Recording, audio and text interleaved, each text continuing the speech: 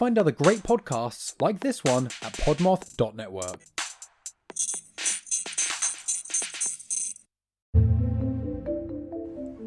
This is Tracy. This is Samantha. This is The Suspended Sentence. Grab your latte and join us as we enter Season 2, starting January 1st of 2024. A year packed full of serial killers that you may or may not have ever heard of.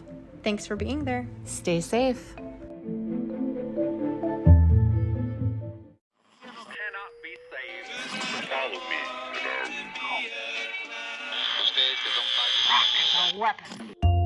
Welcome to The Ugly Radio on the Podmoth Network, a lo-fi sci-fi audio theater anthology series made for late nights and strong drinks. Join us monthly as we broadcast a pirate signal across time and space, featuring stories, songs, and frequencies from a rotating list of voice actors, writers, storytellers, and musicians.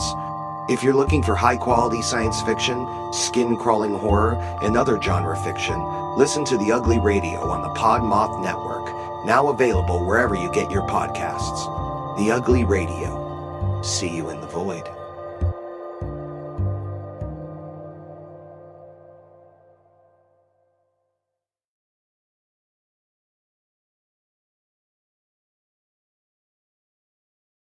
Welcome to the Brutal, Bizarre, and Boozy podcast. I'm Deklan, the son.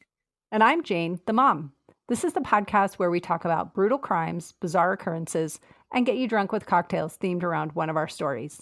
To lighten things up, we'd like to end our time with a chaser. Please keep in mind some of our stories might be upsetting to young or sensitive ears. We love hearing from our listeners, so feel free to contact us by email or social media.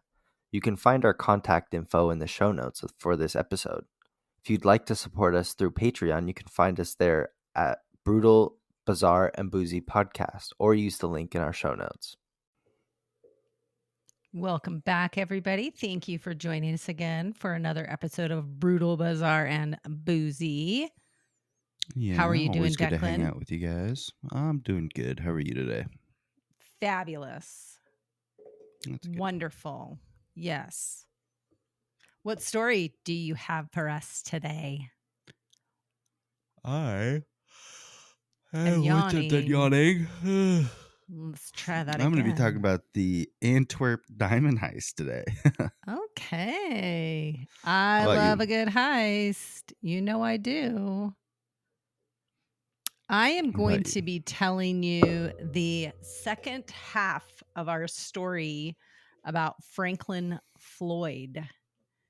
It's a brutal story. It's also very twisted and confusing, and it took a lot of years to untangle the truth about Franklin Floyd and a woman named Suzanne Sevakis.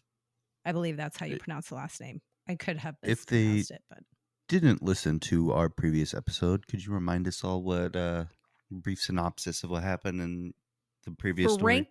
Franklin Floyd, last week we talked about him, and he was arrested. It was a cold case, and the victim was Cheryl Camesso. She disappeared and had been missing for many years, and then her body was found on the side of the road. I should say her skeleton was found on the side of the road, and they were able to link it back to him, even though it had been many, many years, and he was incarcerated for that. And we're going to learn a little bit more about his background. And I mentioned last time that he had a wife. We're going to talk about his wife, but keep in mind the term wife is in italics and parentheses and quotation marks. But before we get to that, my story that comes, or my cocktail that goes along with this story, is called the Hit and Run. The ingredients are right up my alley for sure. When I saw this, I was like, oh yeah. And the name fits perfectly with the story. So the Hit and Run cocktail, It's 2 ounces of bourbon, 3/4 of an ounce of maple syrup, 3/4 of an ounce of lemon juice, 3 dashes of orange bitters. The steps are to shake the ingredients with ice and strain into a rocks glass and garnish with an orange twist. So I cheated. I did less maple syrup. I did a 1/2 ounce. Yes. Did you Because- also balance that with less lemon? No, I did same amount of lemon. I just did less maple syrup because I didn't want it Okay. to be as sweet. Yes, I think that's Because acceptable. bourbon's already sweet. I feel Mm. like it. I As far as liquors go, it's I sweet. like it sweet.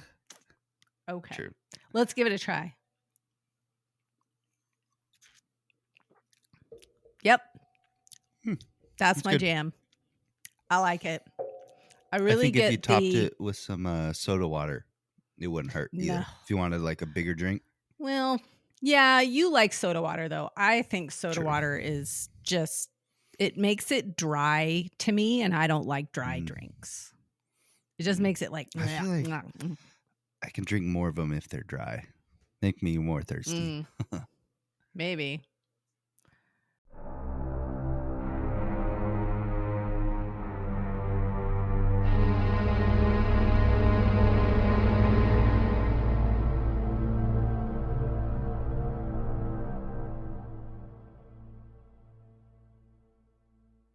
Okay, are we ready for this second part? We're going to talk a little bit Yes. more about our main character here, Franklin Floyd. He was born in June 1943 in Barnesville, Georgia. His early life was marked by hardship. He was the youngest of 5 children. His father died at the age of 32, which is so young. Floyd was just a year old when his dad passed away. How'd he die? I don't remember. I can't remember. I researched this like a couple weeks ago. So I don't know. But he died. Floyd's mother was only 28 years old at the time and was trying to raise 5 children alone, which had to be difficult. So she made the decision to put all of her kids into a children's home. Rarely does that kind of placement lead to a beautiful story with a happy ending. And this is definitely not one of those stories. I mean, we already know that it ends badly for him because he ends up in prison and on death row, but there's a lot of shit that happened in between. Floyd was regularly abused by other children and punished by the staff at the children's home. By age 16, he was in trouble with the law. He broke into a store, which resulted in a shootout, and he was shot in the stomach. But he survived the injury and was sent to a juvenile facility. His legal troubles were just starting, and in 1962, he was convicted of kidnapping and sexually assaulting a 4-year-old girl.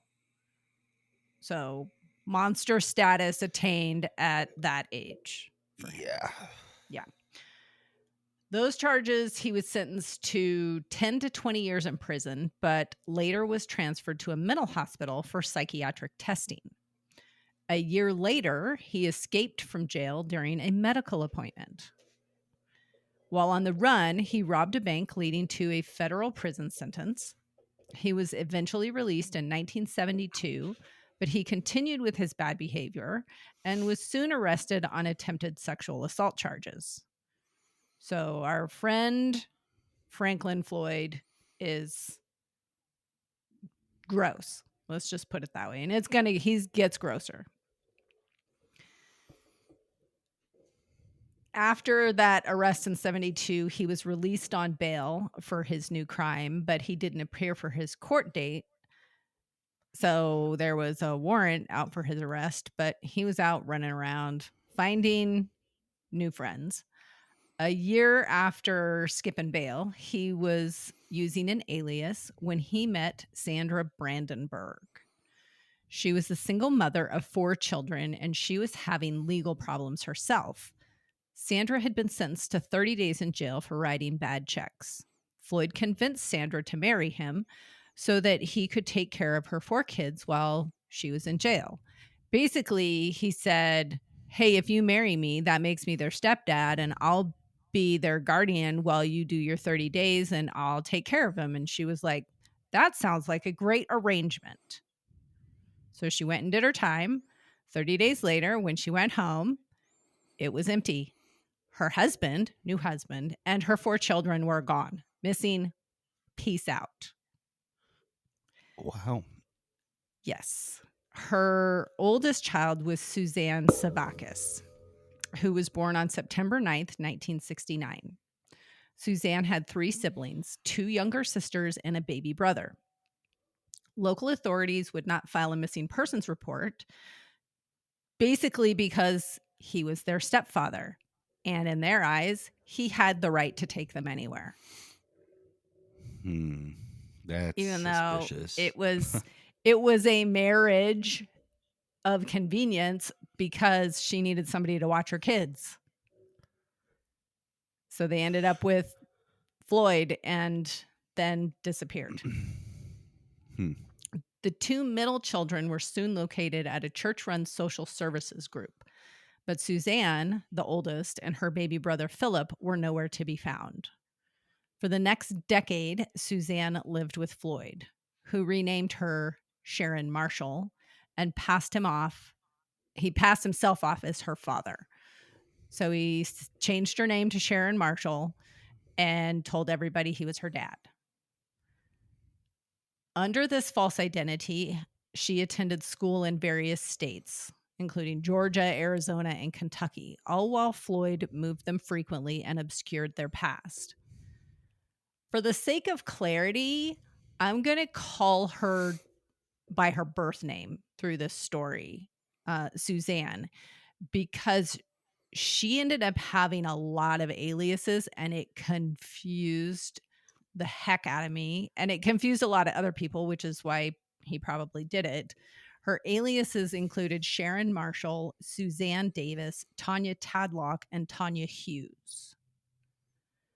So if you're following along, you might remember last episode, if you listen to that one first, at the time he was calling his wife Tanya.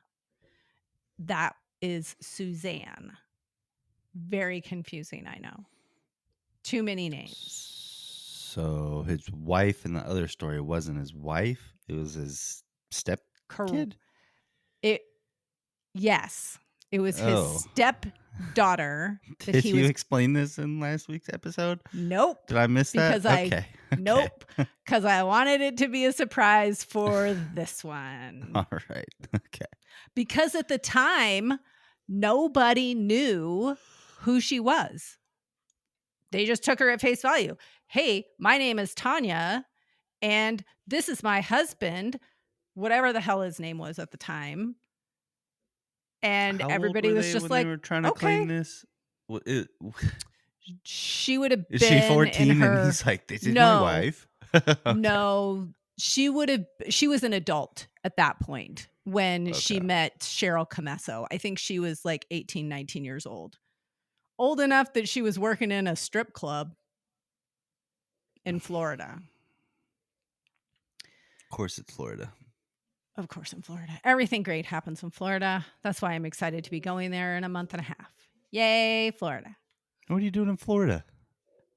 Dad has a conference and I'm tagging along so that I can sit by the pool in the sunshine and drink cocktails. That sounds fun. I'm very excited. Back to our story. Despite this unstable and abusive existence, friends from high school remembered Suzanne as intelligent and resilient. She graduated from Forest Park High School in Georgia in 1986. She even earned a full scholarship to Georgia Institute of Technology to study aerospace engineering.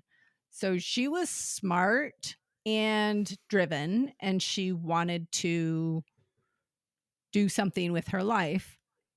But her stepdad, aka dad, aka dirtbag, who kidnapped her, decided that she wasn't going to go to school. Just as her future began to brighten, her world began to darken again because Suzanne confided in her friends that Floyd would not allow her to attend college because she was pregnant. Instead of going to school, she gave birth to a child who was later placed for adoption. I do not know any information about that child. It's possible that Franklin Floyd was the dad, but I don't know. Ew. Ew is right. With her dreams of becoming an engineer put aside, Floyd and Suzanne moved to Tampa, Florida, where she worked as an exotic dancer under his control. She later became pregnant again and gave birth to a son, Michael Hughes, in 1988. Their identities changed yet again. Floyd became Clarence Hughes and Suzanne became Tanya Hughes. In 1989, the pair married in New Orleans under their new names. Again, confusing.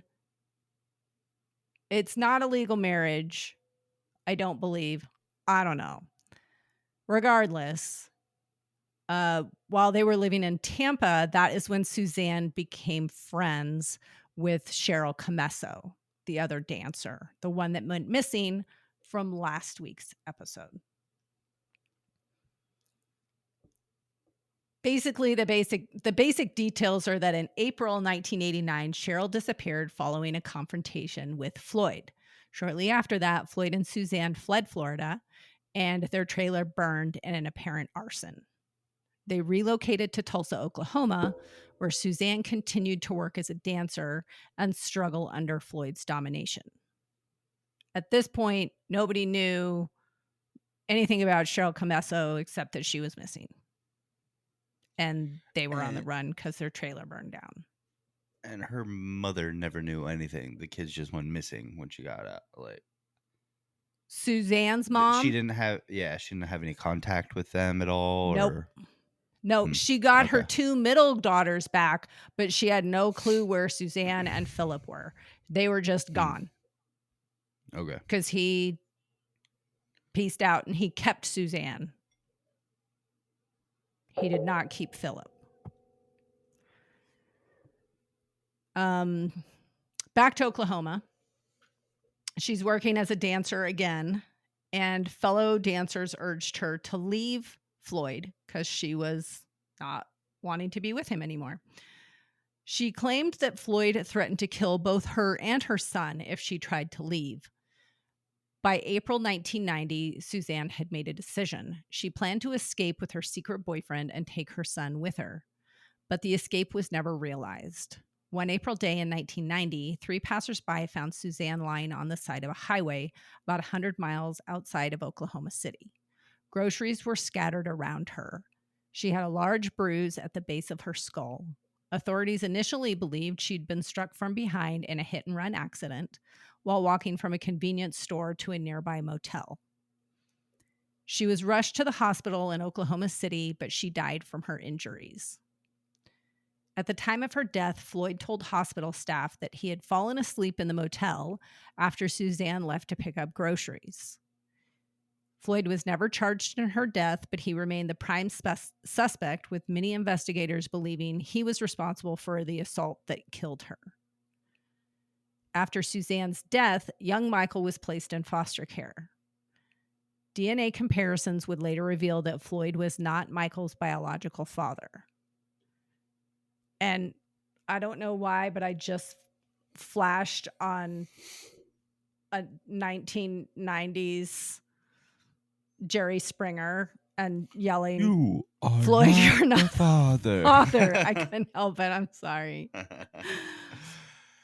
In So 1994, go ahead. Was the secret boyfriend the father then? Don't know. Okay. Don't know who the father was.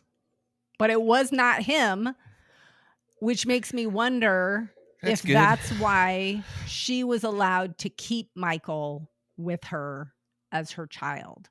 But maybe the other one she had to give up for adoption because Floyd was the dad. Who knows? Not a clue. I don't know. But it doesn't end there, of course.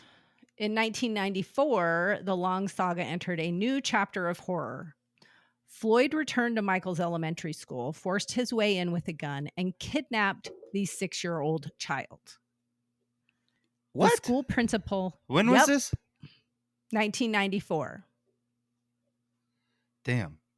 How have I Yeah. not heard of this? That's nutty. Because it was in Oklahoma. Floyd tied the school principal to a tree and took off with Michael. He eluded capture for 2 months before he was arrested in Kentucky on unrelated charges. Michael was never found. In interviews To this day? years later, yes. Whoa. Floyd confessed to FBI agents that he shot the boy twice in the back of the head on the day he abducted him. Why? Why go through all that work? What? Exactly. Doesn't make any sense. Exactly. It's so stupid.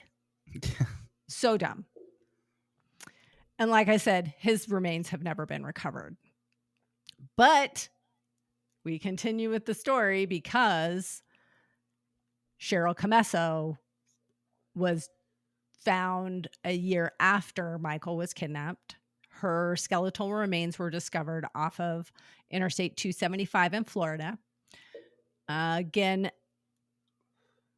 as a refresh from last week, investigators found evidence linking Floyd and his vehicle to her death, and he was ultimately convicted of her murder in 2002. He was Did they sentenced say to... who found the remains? Because that'd be It was along the road side of a workers. highway. Oh, Yeah, okay. it was road workers. I was imagining like, oh, I gotta pee really bad, and then you pull over. Oh God, That'd be that awful. would be terrible. Yeah. Yeah, not good. Okay, it's Yeah. road workers. I guess don't It was own a road dog workers. and don't be a road worker. 'Cause Right. Isn't that Exactly. the people that found the body over by Chamont where that rest stop is? Was that road No, workers? it was a truck driver. Yeah, just don't get out of your car. Just go to a bathroom. Actually, or a bottle. Use a bottle. the one in Chamont, a truck driver found the victim's clothing and her personal belongings. I think it was her ID, and the police officers were the ones that found the actual body. Okay. Yeah. Okay. Floyd was sentenced to death for Cheryl's murder. In January 2023, Floyd died in prison of natural causes at the age of 79. Suzanne's true identity of the little girl kidnapped so many years before would remain a mystery for 24 years.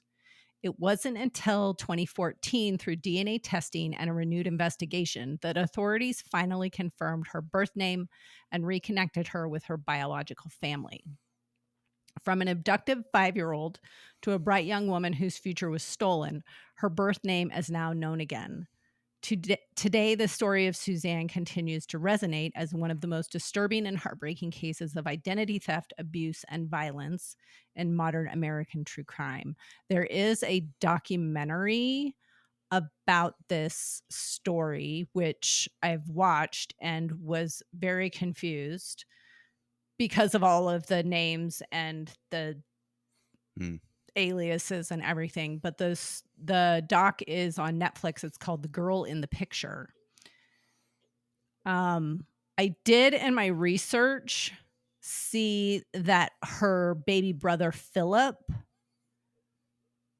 was identified eventually as an adult. After hearing about this story, this guy came forward and said, "I think I'm Philip," and they DNA tested him, and yes, he is Philip. So, I mean, that's not his name any longer. And I don't know the story. I maybe if I can find some details on that, I'll throw it in as like a little something about it, but in a future episode. But that is the story of the second part of Franklin Floyd. I was going to just do this as a one single story, and then I realized that I really wanted to make it two so that we could hear about both bizarre, crazy, true crime, brutal, garbage nonsense that this dickhead did. Very interesting. Also, Yes. I just realized I got a new water bottle because Uh-huh. mine is all gross and nasty. I got an Oh. Ozark Trail one, and I just realized the grab handle is the logo. It's like a cutout of the Ozark Oh, really? Trails mountain logo. That's cool. Oh, that's cool. Anyways, It's not okay, as cool let's- as your Frank Green bottle, though. I will say that. okay, just to let you know, do not ever boil the lid.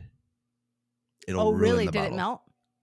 No, Oh. it didn't melt, but it doesn't seal properly on the straw. When you flip it up, you have to like push it down, like Oh. when you suck on it, or else it won't get the right suction. So don't boil it. Interesting. Don't do that. Okay. I don't know how to clean the straw part because there's it's it's not the straw. It's that weird extra like the bubble little- chamber. yeah.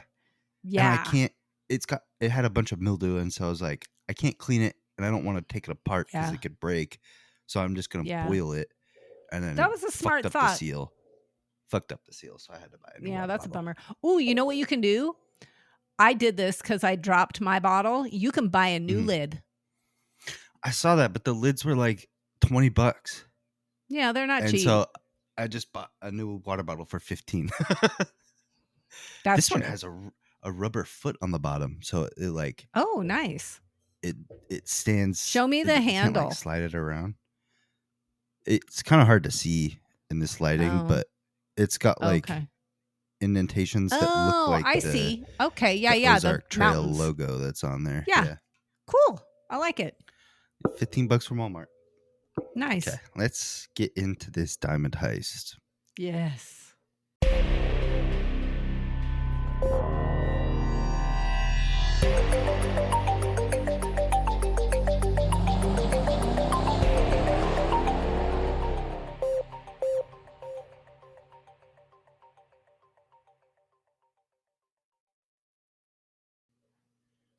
Picture Belgium's port city of Antwerp, known around the world for its historic architecture, cobblestone streets, but also known as the global heart of diamond trading.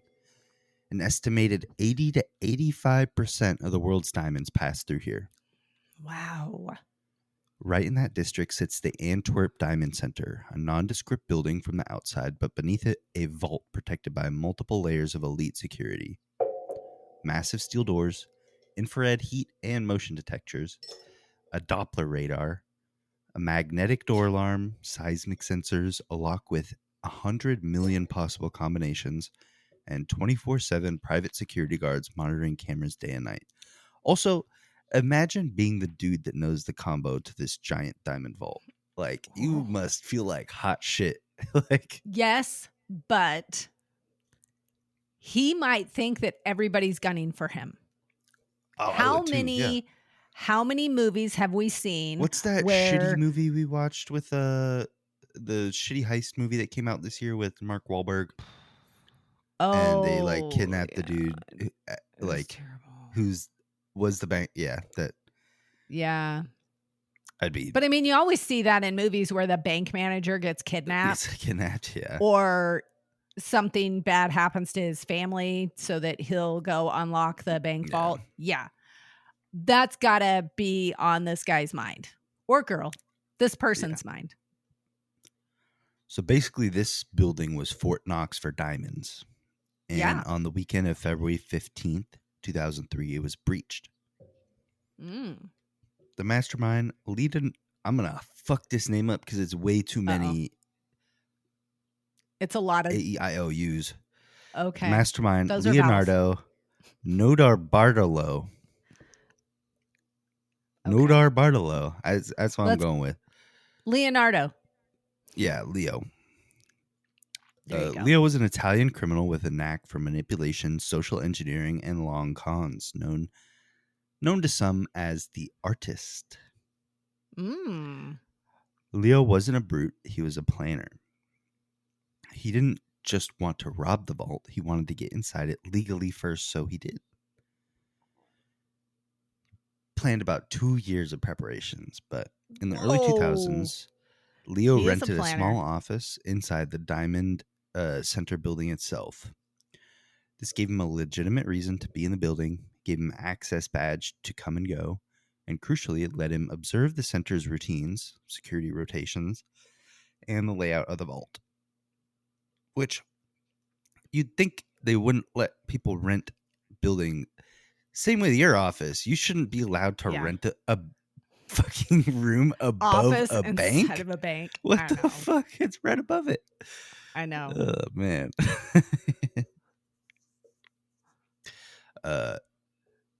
He even had a safe deposit box inside the vault. So he had He had reason to come legitimate and go. reasons to Yeah. be in there. Okay.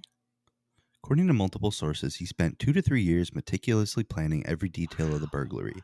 The access points, the cameras, the guards, the vault mechanics, everything.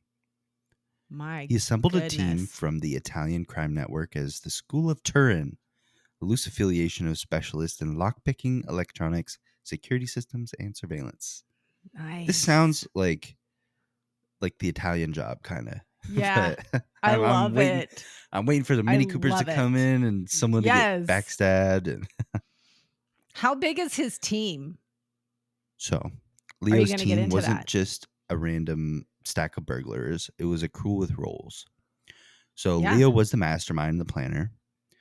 Then we had the monster, the expert lockpicker, mechanic, and driver. Okay. The genius, he was Okay. on the alarm system and electronics specialist. Speedy, nervous Is he the driver? accomplice tasked with support operations. No, the monster His name was the was- driver and the lockpicker. Okay. And then This the guy's king name of is keys. Speedy. They all had nicknames. I know, but Speedy should be the driver's name. Maybe Speedy was because he was on speed. He says nervous that could be. accomplice. Maybe he's Okay. tweaking the whole time. Then the king of Maybe. keys, a locksmith so Okay. skilled he could recreate vault keys from memory or footage. Damn. Yeah, so he could look at That's a a picture of your skill. key and then clip it just right. Like, That is so in total, wild. 5 people. 5. including Okay, I Leo. was going to say 5. So they had a perfect window, the weekend of February 15th and 16th, 2003. Thursday and Friday passed normally. Shops closed, the Diamond Center emptied, but this wasn't missed by our crew. Inside sources and some later reporting suggest Leo made a crucial reconnaissance visit the day before the heist. During that visit, he reportedly sprayed hairspray on the thermal and motion sensors, which temporarily disabled them by insulating their detectors from thermal changes. Nice. He may have also disabled or prepared the magnetic sensors ahead of time. When he walked out, the security guard didn't notice a thing. This hairspray trick would become one of the most oddly memorable parts of the heist. Very low-tech hack in a high-tech Yeah, no fortress. kidding. Just a I little love bit of it. hairspray, fucking tricks. Woo. Yeah. And Love it. well, you'd think they'd catch him on the camera spraying shit, but if they're not being Yeah. monitored, then I guess Right. not. Well, I wonder if you get up right underneath it so you're not in frame, like you're under the thing, and then you reach your hand up and go psh, psh, spray I would it on. imagine that a place like this has every single entryway and stuff marked with the cameras. So Multiple even if you did spray it from underneath, it probably catch you walking in on the room, somewhere else, I would think. Yeah, Yeah. you'd think. Okay, so on the day of the heist, February 16th, around midnight, while many residents of the Antwerp slept, Leo's crew pulled up in a rented vehicles in a quiet side street not far from the Diamond Center. The building's public access was unused at this hour and guards were thin. Leo himself stayed outside in a getaway car, listening to a police scanner and monitoring the time as his team went in. Once inside, the crew moved like shadows. They had covered surveillance cameras before with black plastic bags so footage for the weekend would be blank. They also blocked infrared heat sensors with styrofoam panels, covered light-based sensors with tape, used aluminum plates to circumvent magnetic alarms on the vault door. Not a single alarm went off. Oof. So let's get to opening the vault. So our key master had made a custom key. He secretly recorded vault combination, and years of study of the guards' habits allowed them to get in sneakily. The team opened the 2-ton steel vault doors, believed by many to be uncrackable. Inside lay 189 safe deposit boxes belonging to traders from all over the world, each containing diamonds, gold, cash, and other valuables. The crew pried open 123 boxes using custom tools. They filled their duffel bags with diamonds, took loose gems, cash, gold bars, jewelries, anything they could get their hands on. Workers arrived Monday and discovered the vault ajar. Empty. Imagine that. Empty. Oh, no. Diamonds were on the floor. Boxes were open. Riches scattered. No alarms. No signs of forced entry. No lead. It was just... lovely. Yeah. Oh. $100 million worth of valuables were stolen that night. Oh, God, this is so great. And here's where the story turns. A local hunter named August Van Camp found discarded trash near his property along E19 motorway between Antwerp and Brussels. Documents, receipts, test prints, and a half-eaten salami sandwich. Uh-oh. Among the trash were business cards with one crew member's name, receipt that traced purchases to the heist, No. envelopes from the Diamond Centre that were empty, and most critical, the DNA that was on that salami sandwich. Of course. Oh, of course, an God. Italian would be eating a salami sandwich. I mean, I don't know if Leo was Italian, but you got to be with that name. Probably. No Tarpalator, Yeah. or whatever the fuck Yeah. it is. Huh? Leo was arrested a few days after the heist on February 2003. His accomplices were later rounded up. Some served 5-year sentences. Leo himself was sentenced to 10 years in prison, serving about 6 before being released. Wow. However, most of the diamonds were never recovered. Right. And just imagine, they course. probably have stash houses, like they sold them all to a fence or something and made a fuck ton of money. And if you know you're going to get arrested, you just go, hey, I'll give you 10% of what's in this bag if you hold on to it for 6 years. Like, yeah. Holy cow. And that is the Antwerp Diamond Heist.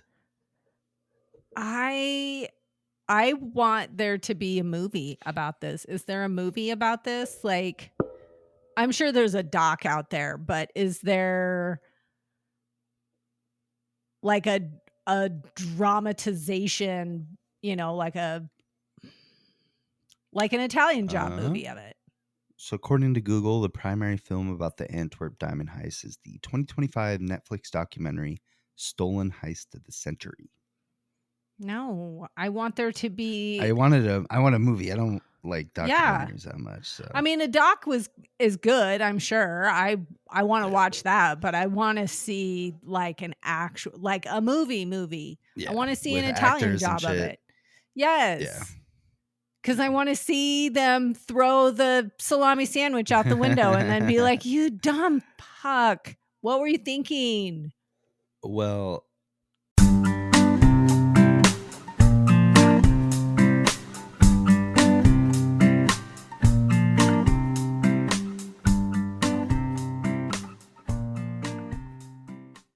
To get into my chaser, since I wrapped up that story. Yeah. I have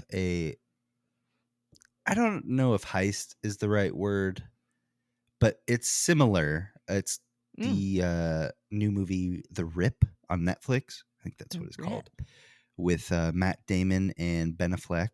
They just went on Rogan just the other day to talk about the movie, and so I had to watch it. And it's about these like they're cops that specifically look for large amounts of money, which I didn't know was a fucking real thing. There should be no reason for police to harass you for having large amounts of cash. There got to be evidence of some other kind of crime. But I looked it up, and apparently if you have over $10,000 and you can't prove where it came from, then they can just take it. I don't like that. Yeah, that's fucked up. But anyways, it's about this group of cops that they get a tip for like there's $300,000 in this house. And so they go there and they find $20 million instead. And so everyone's kind of like, I didn't see 20 million. I saw 30,000. We should take, and whatever we were told was going to be here. That was it. It's super interesting, and the ending is really, really good. Oh, okay. So another cool thing, like, so when they were on Rogan, they were talking about I believe the first movie to ever do this, but they set it up so that if depending on how the movie does, the crew gets bonuses for how the movie does. So not the actors, but nice. Like the lighting guy, the editor, like cool. All the crew gets a certain bonus depending on how well the movie does. So I thought that was really cool and made me want to watch it. That's cool. But it turns out it's a great fucking movie anyways, whether the crew but they got paid their normal salary as well as having a bonus. And then they get, that's cool. Yeah. That's Which I thought was really cool, because you hear of actors getting royalties, but the people that make the shit look good are more important. Yeah. Like, right. No matter how good your acting is, if the fucking scene looks like shit, then if the cameraman's taking a snooze. It's a really good watch, and I think you and Dad would really like it. Well, check it out. What is your chaser? My chaser is also a watch recommendation from Netflix. It's the show Runaway, based on Harlan Coben's book. So it's the new Harlan Coben series on Netflix that came out January 1st, I believe. And of course I binged it in a weekend, and it was great. And what is awesome for me is that I have read every one of his books, and then I watch the series, and my memory is so trash. It's like a new thing. It's new to me.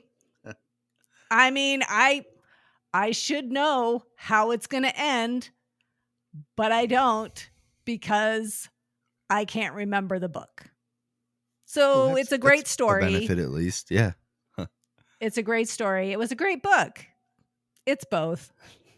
Yeah, that's why I constantly rewatch movies and TV shows, because like I don't remember how it went. Even I've rewatched Landman season 1. I think like the final episode's out today. Oh yeah. Ooh, I know what I'm watching. We just started season 2 today. Season 2 is. I like it. Don't talk shit about it. It's not as good as Don't season talk 1. shit. Don't talk It's shit. not as good. Season 1 was a masterpiece. I've seen.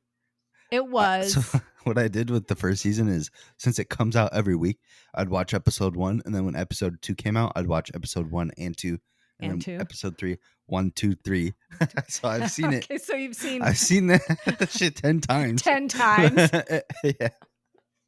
But it's a really good show, and the finale. It is. Oh my god! They ended the last episode on a stupid fucking cliffhanger, so now I gotta see what that comes out to. But it comes another out today. chaser. Everyone go watch Landman. Yeah, I would agree. Yeah. All right. Well, I think that just about wraps up today's episode. It does. Thank you for listening, everybody. Thanks for joining us again, friends. Love you, bud. Go ahead. Love you too. Bye. Hey, friends. Thank you for supporting our podcast. Please share our show with your brutal and bizarre friends. Give us a Boozy follow on your favorite podcast platform. If you're feeling extra generous, we'd appreciate a 5-star rating or review as well. But maybe do that sober so all the letters are in the right place. You can find all our contact information in the show notes. We love hearing from you, and if you're interested in helping us stock the bar for our future Boozy episodes, you can find our Patreon link in the show notes as well.